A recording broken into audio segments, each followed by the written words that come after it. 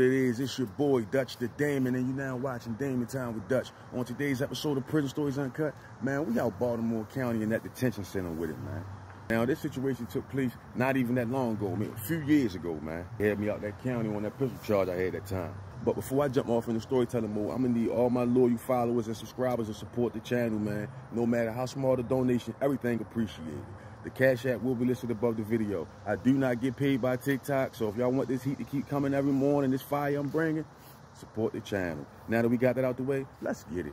Now, I can remember when I first got out of Baltimore County back in the day, right, in that detention center, you threw your boy in the red jumper. That's for high security, like maximum security inmates and shit. But I was only out there for a bumper. They raised my security level because of my political ties. But anyway, so when I'm on a section, when I'm on a tier, I always do the same shit. Wake up early in the morning, you know what I mean? Early bird, get the worm. Come out, hop in the shower, get a cup of coffee, jump on that phone, talk to my girl. This is the routine wherever I'm at. It don't matter where I'm at, I always do the same thing. So you feel me? I'm sticking to the program one morning. Sometimes in that county, if you come out early in the morning, you might be the only one in the day room. Other niggas probably still sleep. And this is how you get a peace of mind sometimes, peace and quiet.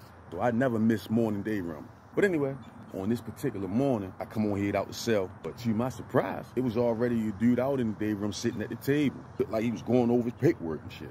So I come out, sit my shower bag on the table, get to making my cup of coffee, right? I mean, putting it together. The brother get up from the table, walk over to me, shake my hand, introduce himself. So he shook my hand, he like, yeah, man, I'm Kenny. Just wanted to introduce myself. He like, I know you don't know me, but I got a legal question for you, bro. It's my first time in here. I'm just trying to figure some things out. I take a step back, take a good look at him. Like, all right, bro, what you need? He like, man, need you to point me in the right direction. He like, I need the best attorney out here in Baltimore County, man. He like, I'm talking the best of the best. Now, you know me, I'm a criminal. Back then, well, I already knew who the top of the line was. Without hesitation, I went on here and told him, look, man, it's a couple options depending on what type of charge you fight. This is my way of asking them what you in for. But anyway, he like, man, I'm fighting 2 M1s. I'm like, oh, yeah, brother, you gonna need the best of the best. So I'm like, man, look, if you're fighting a body, you're gonna need Margaret Mead. Out here in Baltimore City or Baltimore County, Margaret Mead the shit out here. And this is back during her reign. She was beating them cases like that. The city know about her. So as soon as I say the name, he like, Margaret Mead? You say Margaret Mead? Like, yeah. In the middle of the conversation, this man run over to the phone, hop on the phone, call his people. I guess he only told them what I just told him because he was only on the phone for like 5 minutes. Then he come back over to the table, get to talking back to me, right? Now, just to give you a description of him, right? That was like 5'8", bald head, bifocal glasses, in between chubby and stocky for real. But he had a little size to him. But looking in his eyes honestly and talking to the brother, you could tell he was off a little bit. He was off. So he get to telling me like, man, my family say they got 80K for the best of the best attorney, man. So I just went on ahead and told him, go ahead, hire Margaret Mead. So they ready to call the office, set everything up. I'm like, damn, that was fast. So now I'm wondering. Now the Curious George starting to kick in. So I went on ahead and asked him, I said, man, if you don't mind, man, what happened, man? I mean, when people trying to say you did. He's like, boy, this shit crazy. I'm like, oh, yeah. So without hesitation, announced to me, he get to telling me. This man tell me he had 2 women prego at the same time. 2.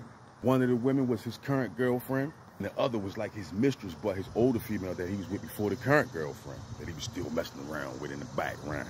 So he get to telling me like, one day, the side female, the one he used to mess with, called him and told him like, boy, look, I'm prego. This man say he lost his top about that.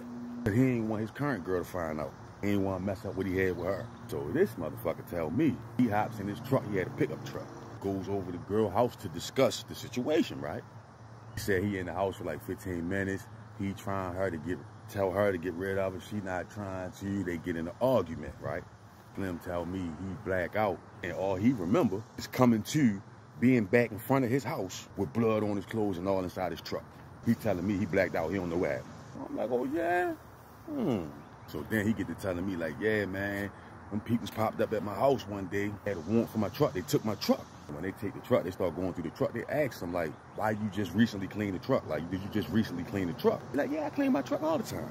But they found the receipt in the truck with a stain, with a blue blood drop on it. Locked his ass up. And when they take him down the station, he get to looking over his body. Man got cuts and shit on his face. He tells these people he got that from shaping himself up with the clippers. But they already knowing that shit came back from her trying to get his ass off of him. But anyway, This man get to showing me pictures that they took of him, of the cuts and shit he had on his body. He like, see, look at this shit, man. Tell me you couldn't have got that from a pair of clippers, man. And a razor blade shaking myself up. I'm looking at the little cuts like, hell no, that shit don't look like no. Yeah, clippers my ass. So long story short, right? One day they called him out for a visit. The girlfriend that he with, she still with him. She came to visit him. But mind you, she preggo. He did tell me that she was sticking with him. She did not believe none of that stuff they were saying he did. She was rocking with him. Yeah, he went on a visit. Now, his cell buddy was one of my closest good brothers, D-Magic, my man, D-Magic. D-Magic just caught us fresh 25 back then. Free D-Magic. But anyway, when he go on a visit, D-Magic called me in their cell like, Dutch, come here, yo. He like, yo, something ain't right with Slim, yo. He like, yo, you want to look at his charge papers real fast? He got his charge papers under the bed. I'm like, oh, yeah? I'm like, why you say something wrong with him? Why you say something ain't right with him? Like, man, they brought him up here from downstairs last night. Overnight, they brought him in my cell. Opened the door 2 o'clock in the morning, let him in my cell. This is what D-Magic saying. He said all night, this man just was talking about how much he can't stand women. All the way until they opened the door for rec, this man was talking about how he can't stand women. I'm like, oh, yeah? He like, yeah, Dutch, I'm ready to look at your shit. Like, you want to look at this shit? It's under the bed. I'm like, yeah, go ahead, grab it. I'm going to watch his door, make sure it don't pop back in. Go ahead, grab it. D-Magic get to going through his shit, rumbling through his shit, grab his papers. Boy, we get to reading this shit here, and that shit read like some type of urban novel, man. So what we gathered from what we read, he was telling the partial truth, but not all of it. This man talking about he blacked out, woke up, he was in front of his house in the truck. Yeah, all right. Paperwork say this man went in that girl house, grabbed one of them blicks from out the kitchen, hit this girl with that blick so many times, ridiculous. I don't even want to say the number. It was so many times he had to get tired doing that shit. Went on here and deleted her and the unborn, his own unborn. That's why he said he had 2 M1s. Yeah, that's because in Maryland, if she preggo, you gonna get 2 M1s. Yeah. So after we read the paperwork, right, he went on here, tucked it back in his shit, put his shit back up. But he never came back from his visit. He got into a big argument down there in the visiting room with his current girl that was preggo, and they took him straight on lockup, came back up on the 10, packed him up, so we never got a chance to get him. We was gonna get his ass though.